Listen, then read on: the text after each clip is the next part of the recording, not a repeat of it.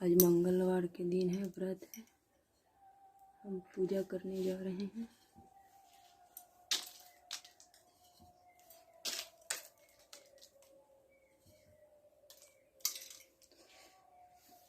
गंगा जल पहले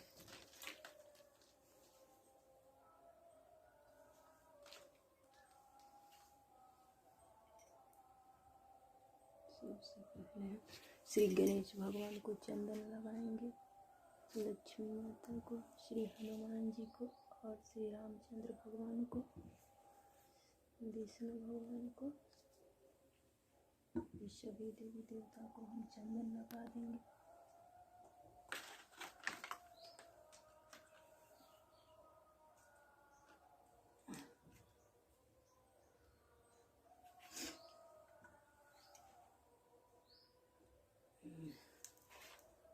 हनुमान जी को और फूल अर्पित करेंगे, चंदन, चावल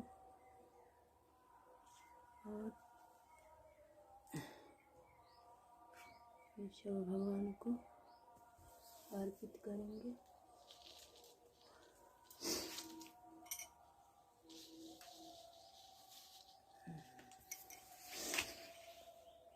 हनुमान जी की हम कथा पढ़ेंगे।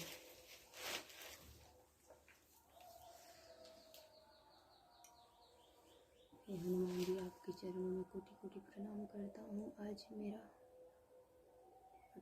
19वां व्रत स्वीकार करना। यदि मुझसे भूल चूक हो उसे क्षमा करना। मेरे परिवार को, मेरे ससुराल सबको बना के रखना है नाथ। हे भोले दानी, आप मेरे परिवार की रक्षा करना और मेरा पूजा स्वीकार करना। हरि ओम नमः शिवाय, हरि ओम नमः शिवाय, हरि ओम नमः शिवाय, हरि ओम नमः शिवाय, हरि ओम नमः शिवाय, हरि ओम नमः शिवाय, हरि ओम नमः शिवाय, नमः शिवाय। हे हनुमान जी, मेरा पूजा शंकर जी, पार्वती जी, गणेश जी,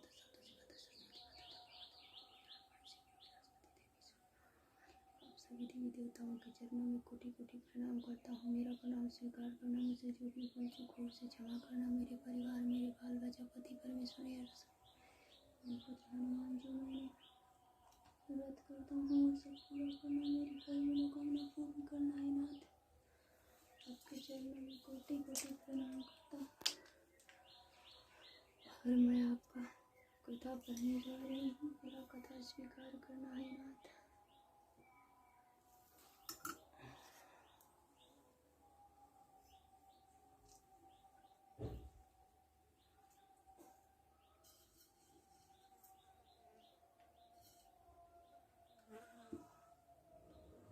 कथा पढ़ेंगे। अब इसको रख के हाथ में और कथा पढ़ेंगे।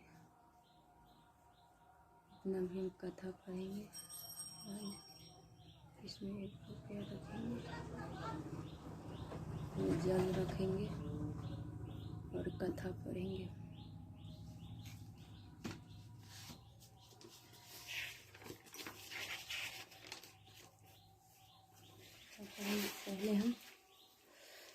पहले हम इस दीपक को जला लेंगे। चौमुखी दीपक को यहाँ जला लेंगे।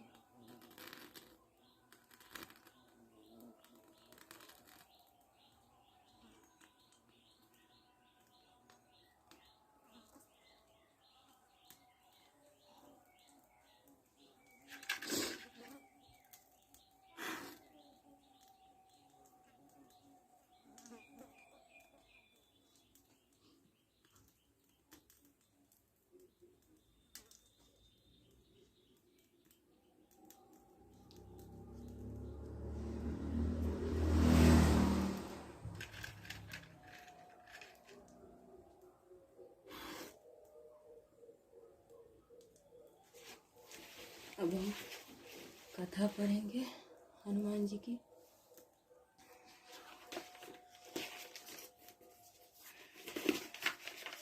सर्वप्रथम, हे पवन पुत्र हनुमान, मैं आपका 21 नामों का जाप करने रहा हूँ। मेरा जाप स्वीकार करना।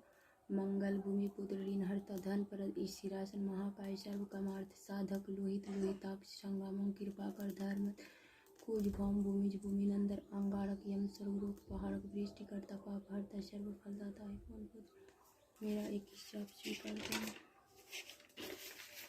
मंगलवार का कथा। मंगलवार व्यास जी ने कहा, एक बार नैमित सारण तीर्थ में 88,000 मुनि एकत्र होकर सूत जी से पूछने लगे, हे महामुने, आपने हमें अनेक पुराणों की कथा सुनाई है, अब कृपा करके हमें ऐसा व्रत की उसकी कथा बताए जिसके करने से संतान की प्राप्ति हो तथा मनुष्यों को रोग शोक अग्नि सर्प दुख आदि का भय दूर हो। कलयुग में सभी जीवों की आयु बहुत कम है।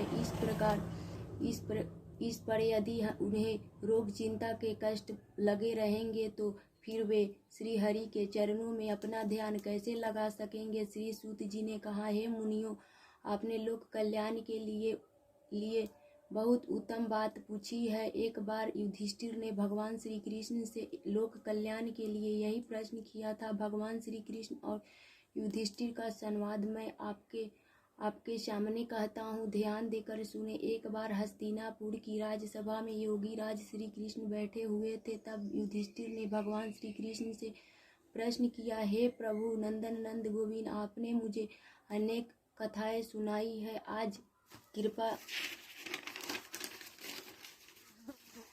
कृपा कर कोई ऐसा व्रत या कथा सुनाए जिसके करने से मनुष्य रोग चिंता तथा भय से मुक्त हो तथा उसे पुत्र की प्राप्ति हो। हे प्रभु, यदि बिना पुत्र मनुष्य का जीवन व्यर्थ है, वह नरगामी होता है। पुत्र के बिना मनुष्य पितृ ऋण से छुटकारा नहीं पा सकता और न ही वह पुनाम नरक में उद्धार पा सकता है। अतः कोई पुत्रदायक व्रत बतलाए। श्री कृष्ण ने कहा, हे राजन, मैं एक प्राचीन इतिहास सुनता हूँ, आप उसे ध्यान पूर्वक सुने। कुंडलपुर नामक एक नगर में नंदा नामक एक महाबुद्धिमान ब्राह्मण रहता था। उसका गुजारा जैसे तैसे चल जाता, परंतु वह बहुत दुखी रहता था क्योंकि उसके कोई संतान नहीं थी। उसकी पत्नी सुनंदा पतिव्रता थी। वह भक्ति पूर्वक श्री हनुमान जी की आराधना करती थी। मंगलवार के दिन व्रत करके अंत में भोजन बनाकर हनुमान जी को भोग लगाने के बाद स्वयं भोजन करती थी। एक मंगलवार को गृह कार्य की अधिकता के कारण वह हनुमान जी की भोग न लगा सकी। इस पर उसे बहुत दुख हुआ। उसने स्वयं भी भोजन नहीं किया। प्रण किया कि अब मैं अगले मंगलवार को हनुमान जी की भोग लगाकर ही अंजल ग्रहण करूंगी। ब्राह्मण सुनंदा प्रतिदिन भोजन बनाती, श्रद्धा पूर्वक पति को खिलाती, परंतु स्वयं भोजन ग्रहण नहीं करती और मन ही मन श्री हनुमान जी की आराधना करती। इस प्रकार 6 दिन तक ब्राह्मणी सुनंदा अपने प्रण के अनुसार भूखी प्यासी निराहार रही, परंतु 7वें दिन मंगलवार वह प्रातः काल ही बेहोश होकर गिर पड़ी।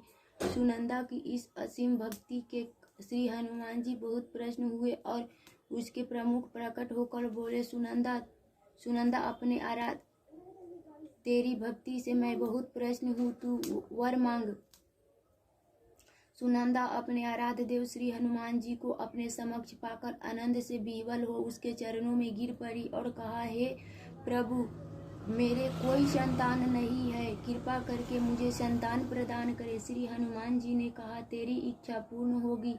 तेरे यहाँ एक कन्या उत्पन्न होगी, उसके 8 टांग प्रतिदिन सोना दिया करेंगे। इस प्रकार वर देकर हनुमान जी अंतर्ध्यान हो गए। ब्राह्मणी सुनंदा बहुत हर्षित हुई। उसने यह समाचार अपने पति से जाकर कहा।